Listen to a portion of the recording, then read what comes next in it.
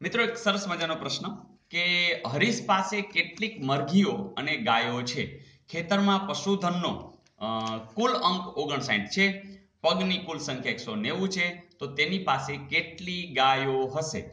મિત્રો આપણે જાણીએ છીએ કે મરઘી હોય એ 2 પગ હોય અને આપણે ધારો કે એને x કહી દઈએ, અને ગાય છે એને 4 પગ હોય, એને ધારો કે y કહી દઈએ.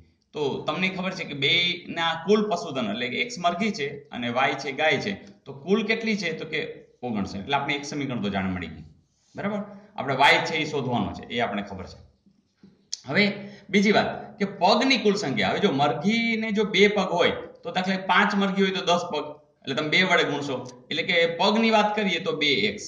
ગાય છે દાખલા કે 3 ગાય હોય તો 4 × 3 = 12, એટલે કે તમે 4 વડે ગુણશો, તો એટલે અહીંયા આપણે 4y. તો આ મરઘીના કેટલા પગ હશે? Total 2x. અને ગાયના ટોટલ પગ કેટલા હશે? 4y. કારણ કે જેટલી ગાય એટલે 4 વડે ગુણો એટલા પગ, જેટલી મરઘી, બરાબર ને? એટલે આ તો સિમ્પલ છે. તો અહીંયા ઈ બે નો સરવાળો પણ તમને આપ્યો છે, કેટલો છે? 190.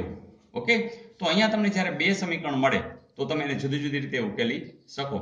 જેમ કે આ આપણે 2x, આપણે x ને જવા દેવા છે, તો એક કામ કરશું, આખા સમીકરણને આપણે 2 વડે ગુણશું અને અહીંયા લખી ચાલો તો 2x પછી વત્તા 2y બરાબર 59 ગુણ્યા 2. તમને 60 આવડે છે એટલે 6 દુ 12 120, એમાંથી 2 કાઢી નાખો એટલે 118. હવે આખા સમીકરણને બાદ કરી, ચાલો આ 2x માં અહીંયા આપણે માઈનસ કરી નાખશું, અહીંયા માઈનસ કરી નાખશું, અહીંયા માઈનસ કરી નાખી. ચાલો 2x માંથી 2x ગયા 0, 4y માંથી 2y ગયા એટલે 2y, અને 190 માંથી 118 એટલે કે 8 ને 2 10, 2 7 એટલે 72. તો y બરાબર તમને આવી જશે 72/2, એટલે કે જવાબ આવશે 36. ઓકે, હવે આમાં એક તમારા માટે મેં બહુ સરસ શોર્ટકટ કાઢી છે.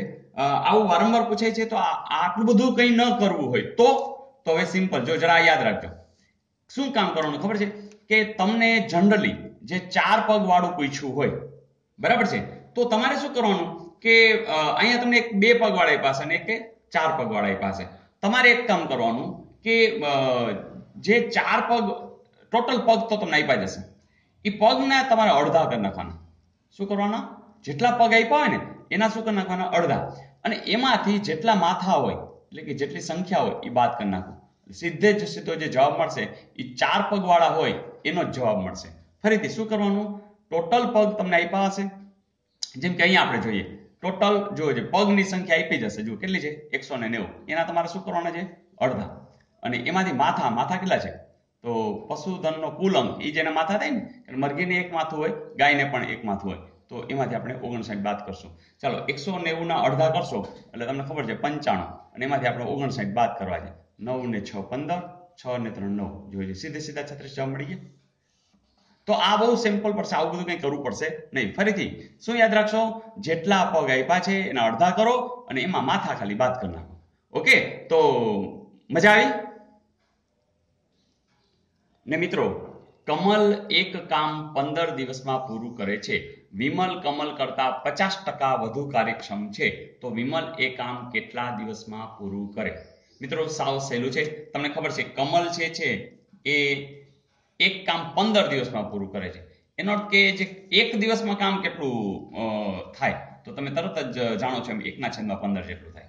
હવે વિમલની પોઝિશન શું છે? એ એક દિવસમાં કેટલું કરશે? તો આનાથી 1.5 ગણું.